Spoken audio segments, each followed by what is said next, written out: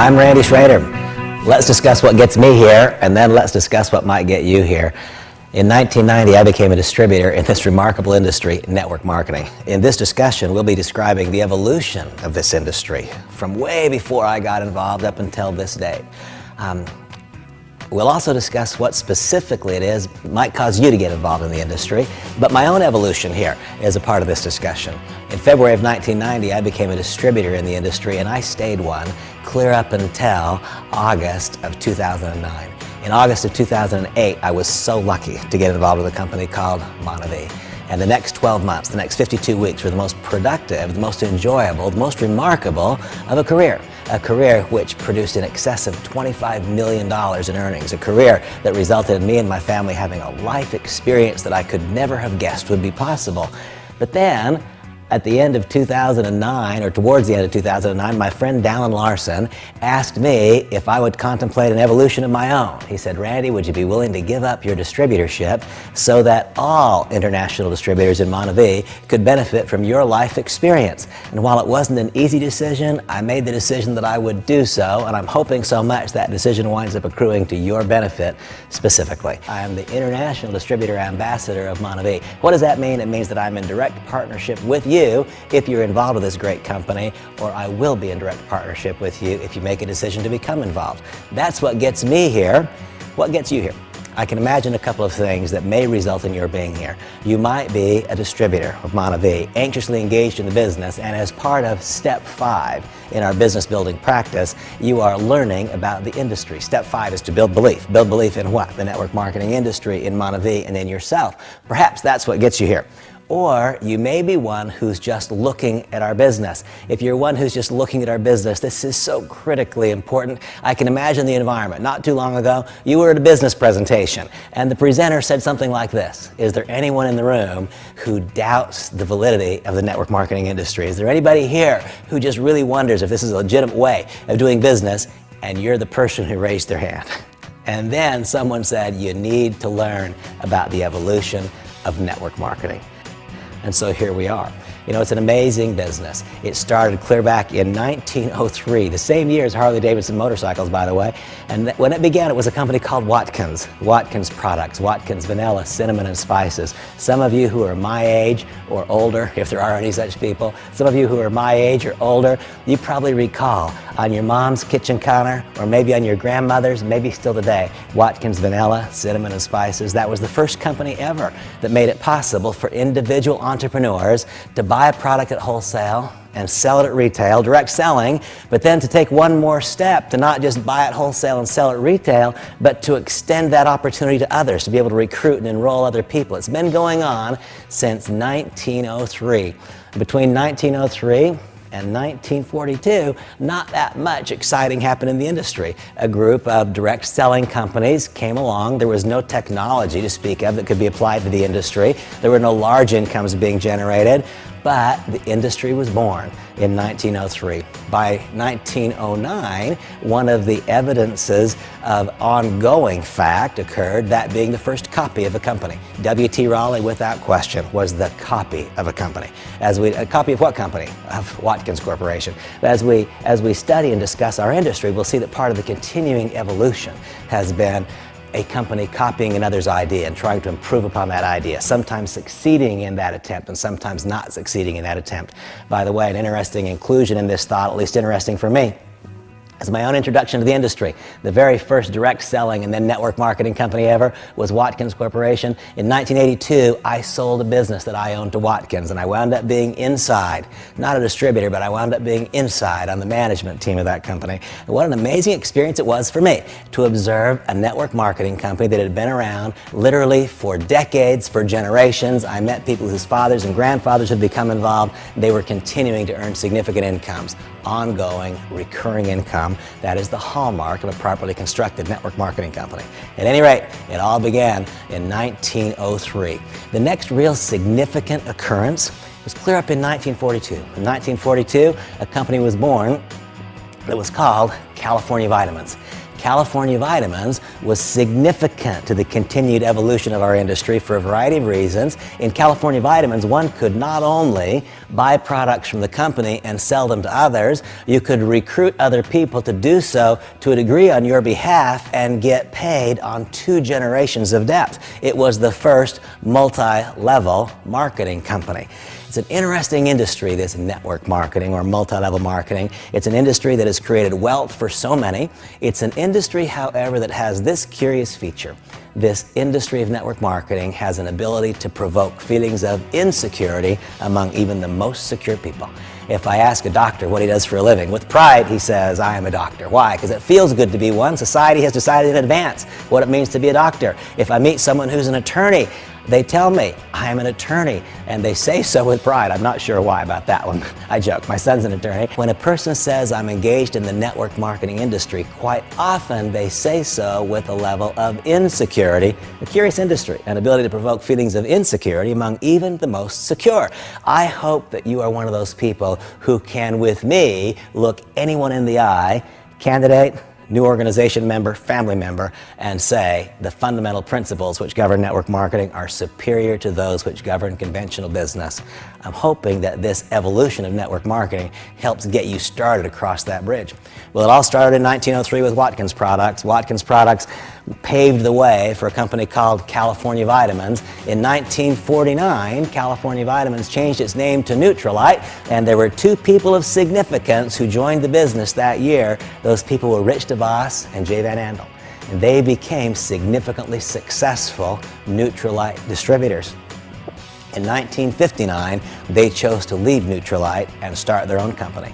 The company they started was called the Amway Corporation. Amway truly began an acceleration of this evolution of network marketing. Amway was the first company to pay 3 generations deep instead of just 2. Nutrilite was the first multi-level marketing company. They paid 2 generations deep. Previously it was called California Vitamins. Now comes the Amway Corporation. They paid 3 generations deep. Well, in 1959, Amway was born, and between 1959 and 1972, that company enjoyed literally unrestricted growth. By 1972, the Amway Corporation was doing $600 million in annual sales. Contemplate that, $600 million in 1972 from zero, from nothing, from a spark in the eye of Rich DeVos and Jay Van Andel in 1959. Unrestricted growth. $600 million is a lot of volume. That's a lot of business, a lot of wealth being created, a lot of money being earned for both owners and for distributors. And you know, whenever great success occurs, we can be assured that imitators will come along. Between 1972 and 1975, there was a massive proliferation of companies that entered the industry trying to mimic and mirror Amway's success. Some were legitimate, many were not, some were fraudulent. This huge proliferation of companies caused an overall industry review by the United States government in the form of the Federal Trade Commission. And Amway really bore the brunt of that investigation. They were the industry giant. They were the big one. They bore the brunt of the investigation. In 1975, the FTC actually filed a lawsuit against Amway, claimed that it was a pyramid, and tried to cause the company to cease operations. Now, there's a critically important lesson, because between 1975 and 1979, that litigation continued.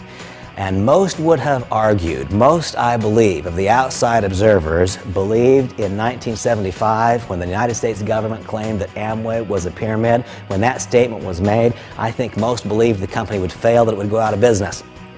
It didn't happen. In fact, the company stayed about the same size. It didn't keep growing, but it didn't drop precipitously. How in the world could that be? How could that happen? Here was proven the value of a consuming base of a product that matters to people.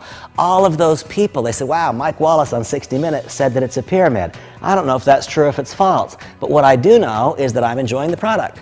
What I do know is that SA8 does what it's supposed to do. What I do know is the company keeps sending my check and it arrives every month and it clears the bank. So I'm not sure if what the government says is right or if it's wrong, but I'm just going to keep right on using the product. Here was one of the key lessons. if the whole consumption pattern, if the whole business model is based upon the consumption of a physical, tangible, consumable product that matters to people, then in the event that there's some external event which stops recruiting productivity, the business model will survive. It will be based upon the consumption of a product. Now, that was proven by Amway. It was ultimately forced into existence in the Amway ruling. Between 1975 and 1979, there was great consternation about what would be the ultimate outcome, what would be the ultimate result of this query, this investigation of the network marketing industry. The ultimate result was found in 1979 with what has long since been known as the Amway ruling. It is FTC 93-618. That is called the Amway ruling. The verbiage in the Amway ruling is absolutely beautiful. It states that Amway is not a pyramid and that multi-level marketing is a legitimate method of moving products to end-line users, and it clearly identifies the playing field. In the Amway ruling, the playing field is articulated well, and articulated clearly. Any of you who want to really understand the playing field of network marketing, I encourage you to review the Amway ruling. There you will find a set of boundaries. If you can imagine a football field, what does a football field have? It has borders on both sides. It has an end zone. It has hash marks. It has a 50-yard line. That's the same way that the Amway ruling works for the network marketing industry. It identifies that which is clearly inside the rules. And you might question, well, why, if there's now this well-identified series of boundaries, do companies still get called into question?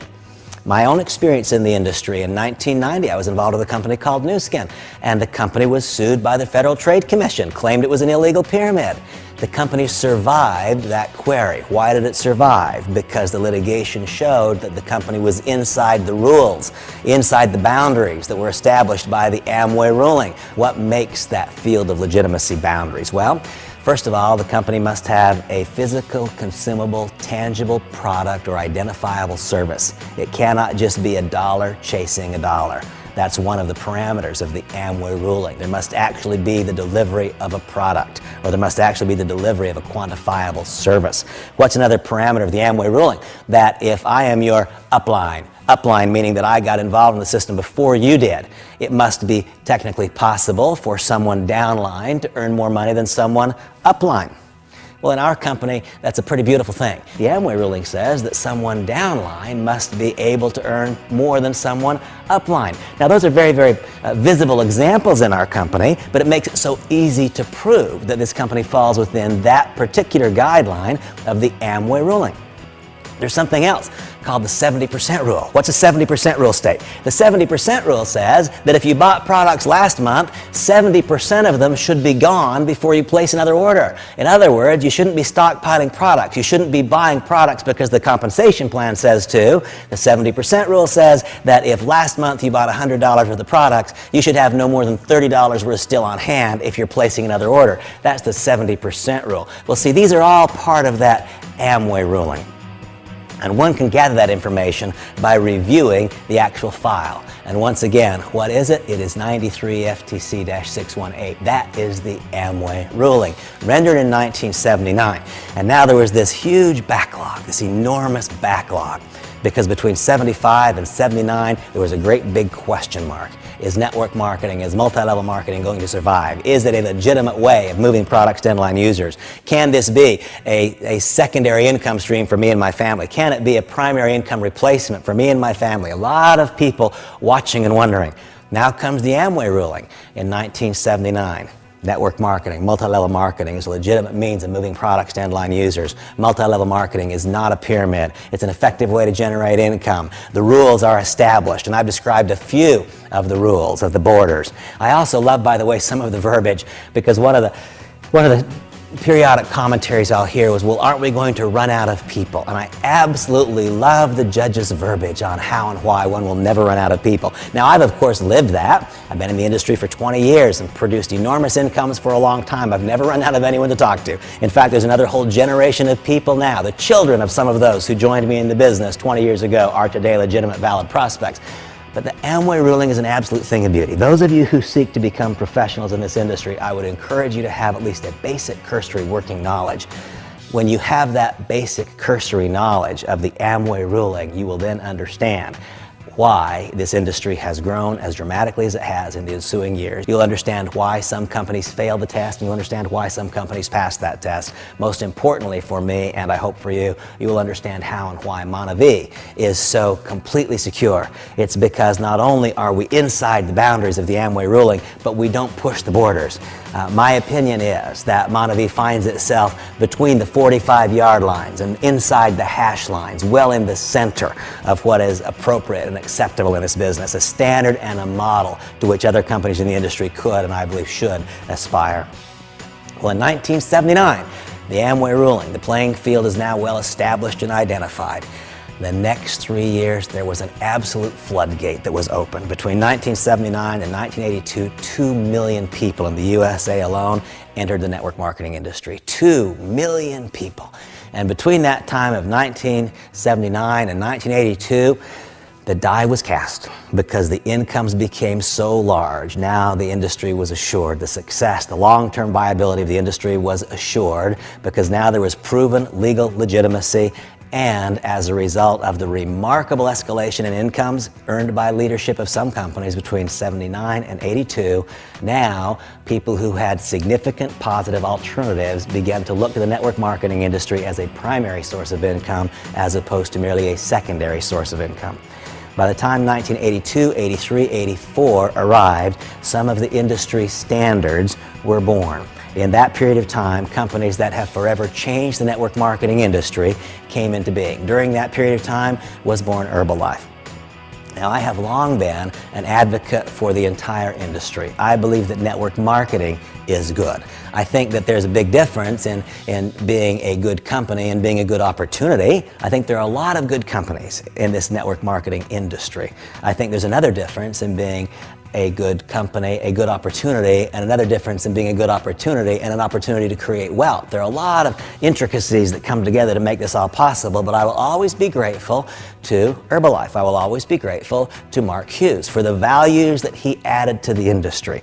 Herbalife was the first company in the aftermath of Amway, the first company after Amway's first dramatic success to have what I call breakthrough volume experiences and to sustain that volume. We're going to come back around in a few moments. We're going to talk about multiple S-curves. And when we talk about multiple S-curves, we'll talk about Amway, and we'll talk about Herbalife, and we'll talk about Nu Skin. That'll be important as one understands the dynamics of timing in our industry. In that time framework between 1982 and 1984 was born a company called Nu Skin.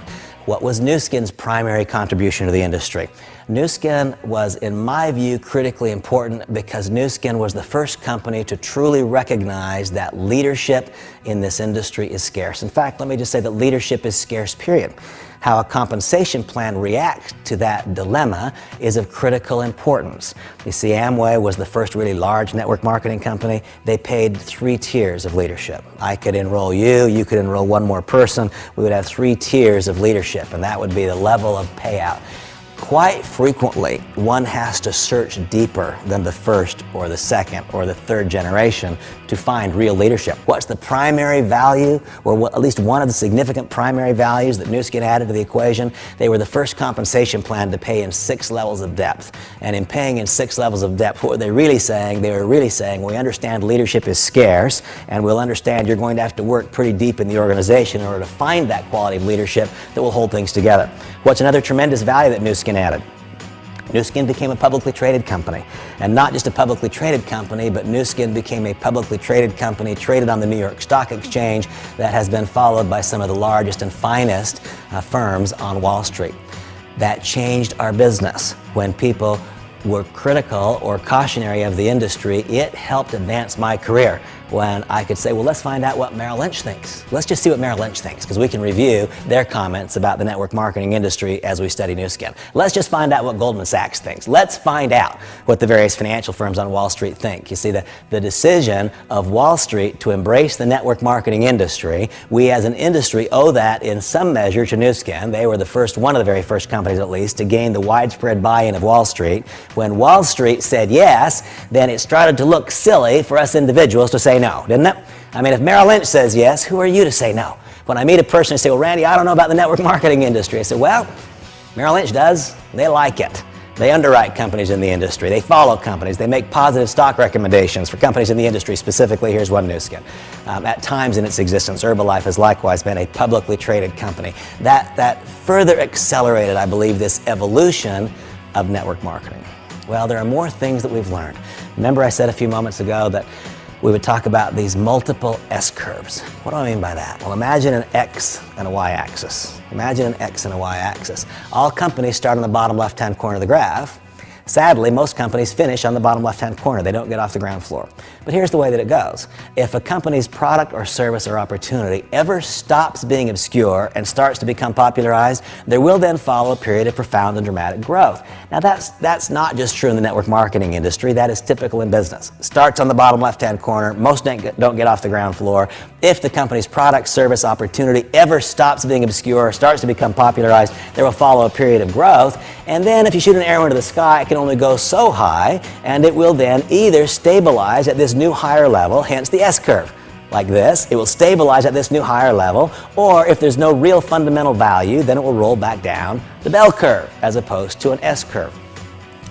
It's critically important to note that there have been multiple companies in this network marketing industry that have evidenced abilities to have multiple S-curves. Why is that important? If that's not evident, then timing becomes everything. Then if you're not first, you don't really have an opportunity. Then one has to wonder, should I get involved? Because if it's only good because I'm first, then perhaps I shouldn't do it. And so let's go back and review the Amway story again. The company started in 1959, went through a period of unrestricted growth until 1972, reached a level of $600 million in sales. And then that growth was stopped. This is typical. Whenever a dramatic surge of growth goes on for a period of time, there will almost always be some external event that stops the growth. In this time, it was a very profound external event. That was the Amway litigation that stopped the growth. Now, very critical to point out, it did not roll down the backside of the curve. It did not become a bell curve. It sustained itself at the new higher level.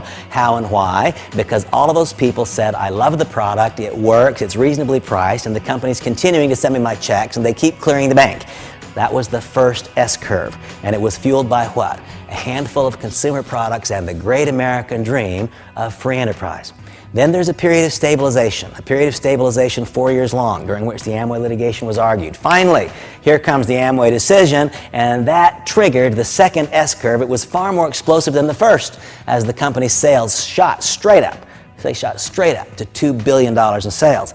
This was the second S-curve, and the people that you are most familiar with, the names you're most familiar with as the largest earners in that company, were not there at the beginning. They weren't there at the genesis. They didn't participate in the first S-curve. They benefited from the second S-curve. It was larger than the first. It took the company from $600 million to $2 billion in annual sales, and it was fueled by what? Product line extension. You know what though? Amway had a third S-curve, the most powerful of all, took the company from $2 billion in sales clear up into the $9 and $10 billion range. And what was that about? That was about multinational expansion. Boy, that's a critically important thought as we now look at where we find this company, Monavie, a company that has had one unbelievable, remarkable season of growth in the United States, but which now embarks upon, I promise you, the beginning of a second and far more powerful S-curve than the first, because this Monavie juggernaut, which has set itself apart, become singular, unique, and distinct in the United States, is about to set itself apart in the world. That's about to happen. It's been proven before, but it's never been proven by a company with all the special dynamics of Monavie. There are other companies that have experienced these multiple S-curves. And by the way, why is this important? Why is it important? It's important because I want you to know that I know that you can make a career decision to be involved with Monavie. This can be what you do. This can be the once and forever, the all-time. This can be from now until the end of your career. This can be from now until the end of your life, and it can be passed on to your family members. Why? Because multiple S-curves can't exist. Monavie is about to enter a second S-curve of profound importance. Who else has had multiple S-curves? Well, Nu Skin has had multiple S-curves. The first one, profound growth in the United States. The second S-curve in Nu Skin's case was what? It was divisional diversification.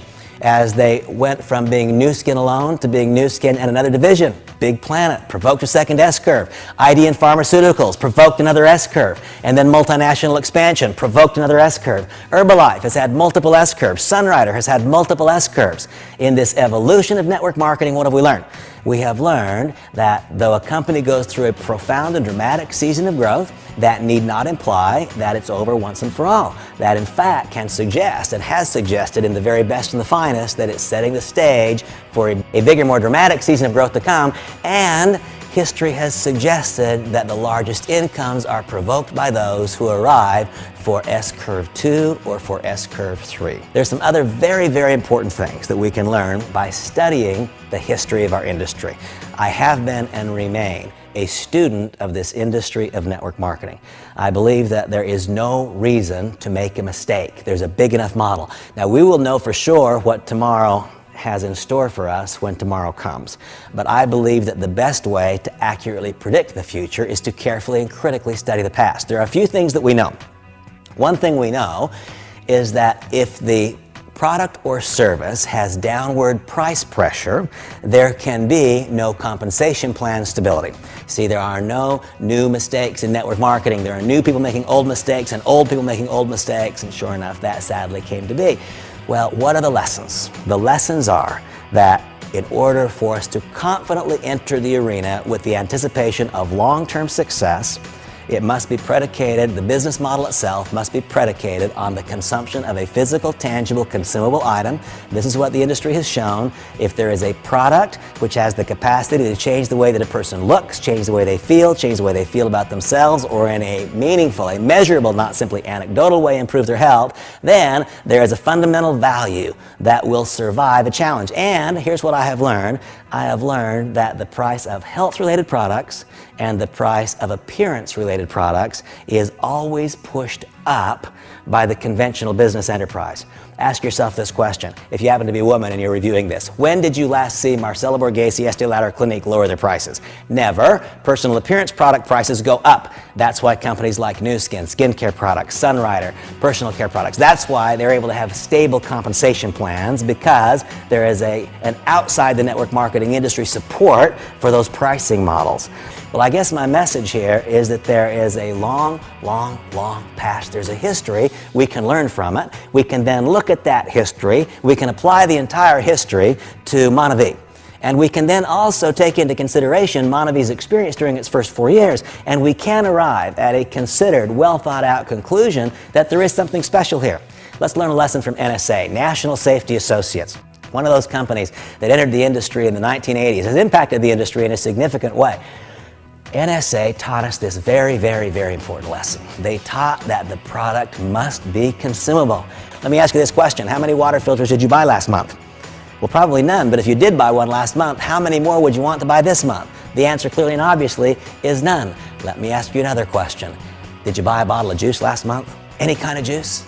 Did you drink it? Is it all gone? Would it make sense then to buy another one because the first one's gone? That's the way that our business model works. If the first one's all gone, then it's logical and natural and it seems appropriate to buy another. It's not about the compensation plan, it's because the first one is all gone. The more highly consumable a product, the more perfect it is for the network marketing industry. Well, we can look at this history of network marketing and we can contemplate the evolution in a few ways. We can contemplate the fact that there is now a playing field, and we know specifically and exactly what the rules are. We can look at this evolution in light of the fact that the industry has existed since 1903 and has existed in earnest since 1959. We can look at the evolution of the industry in the respect that there have now been a host of companies that have existed for 20 years and beyond. See, the industry is no longer in question. That's what I want you to understand. 20 years ago, when I got involved, the industry itself was to a degree still in question. There were only a couple of companies that had existed for 10 or 15 years. Very few. Today, the industry itself is not in question. I don't believe that that's really public knowledge. I don't think people generally understand that. But the industry itself is not in question. Companies like Amway, Shaklee, Herbalife, Melaleuca, Nu Skin, NSA, there are so many that have been around now since the early 80s that have done and continue to do hundreds of millions or even billions of dollars in annual revenue. The industry is simply no longer in question. The next thing we can identify is the fact that there have been multiple instances now of companies having a series of seasons of growth. There are not just flashpoints in time when a company has a fad period where it grows dramatically. A well-constructed, well-managed company that has the elements truly in place for success, these have shown an ability to have multiple S-curves. That's very important to me because I have a long-term one. This for me, by the way, in case you haven't asked me because you can't talk to me, but this for me is the culminating point of my career. I feel that I've worked my entire life to be prepared for this moment with MonaVie. Here I find the absolute finest combination of factors that has ever existed. We can identify the fact that those companies that have had the greatest long-term success have been those where there has been external conventional business price pressure to the upside, thus allowing for compensation plan stability. We can identify the fact that the industry has now been embraced globally, where when I first got involved in the industry, it was almost exclusively a USA-based business. And we can learn further. We can learn even more from this evolution in network marketing because we can contemplate compensation plan design.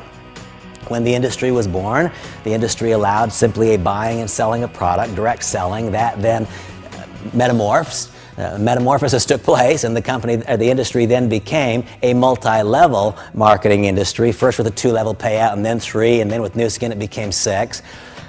Compensation has itself evolved in dramatic fashion, with the realization that leadership is scarce. There's not enough leadership to go around. And the continued effort of the industry, of the best and brightest minds in the industry, has been to find ways to connect true leadership together. That's the fundamental task, is to connect true leadership together. I believe that the MonaVie compensation plan is the best combination thus far.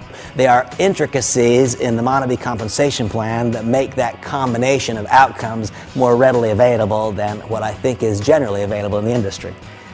Well, as I've stated so many times, I am an advocate for the entire network marketing industry. And I am absolutely convinced that within the industry there are a host of good companies. And I am convinced that there are so many people whose lives can be blessed by finding homes in a variety of companies in the industry. The MonaVie meets the test of the evolution. Meets the test of the evolution in the following ways. The product is not just a great product for consumption. The product is a perfect product for our industry. My simple invitation to you is consume a bottle. Just drink a bottle. And after you drink the first bottle, if you don't want a second, for heaven's sakes, don't do our business. But after you drink the first bottle, if you want the second, you just proved our business. That's the first reason the MonaVie product passes the test of this evolution of network marketing. Second is because it is so highly consumable.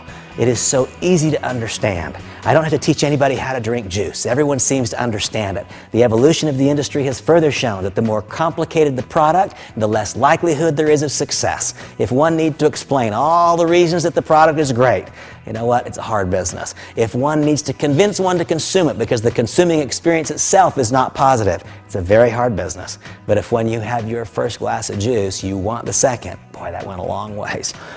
I believe that MonaVie passes this test when one studies the evolution from a product standpoint. And in fact, my belief of that is evidenced by the success that has already occurred. You know, what has already happened shows that. It's not, it takes no brilliance to see that MonaVie has passed that test from a product standpoint. The second place where MonaVie measures up well against this evolution of the industry is in management. Trying to marry true entrepreneurship with professional management is extraordinarily difficult. And I will tell you that Dallin Larson, Randy Larson, and Henry Marsh have done an absolutely brilliant job in the assembly of this group of professionals who operate and manage MonaVie domestically and globally. They have done an absolutely beautiful job of marrying entrepreneurship and professionalism.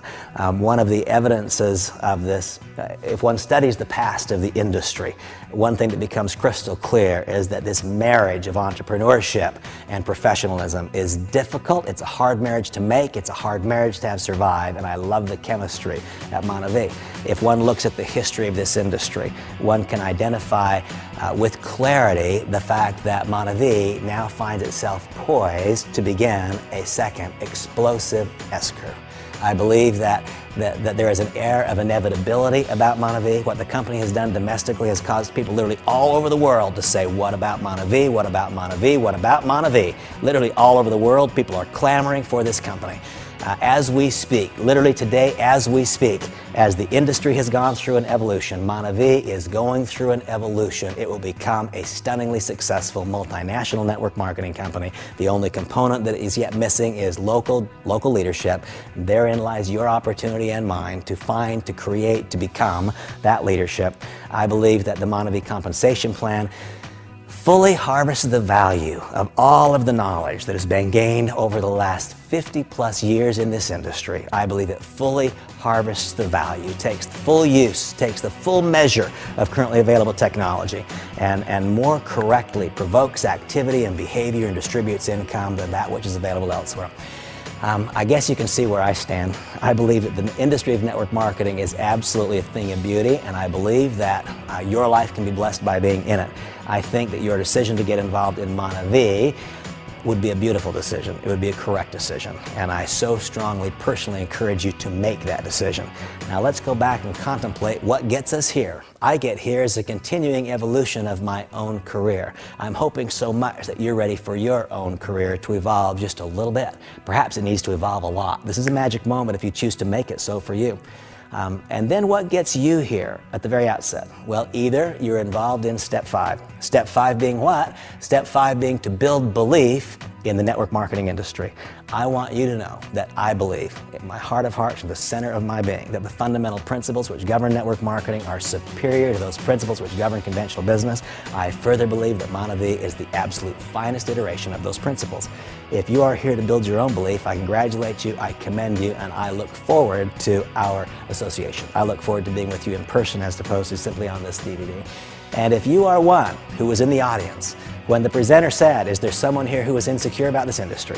I hope so much that I've been able to address some concern that you may have felt. I hope so much that any identifiable concern you had has been overcome, and I hope that maybe some unquantifiable concerns have been addressed.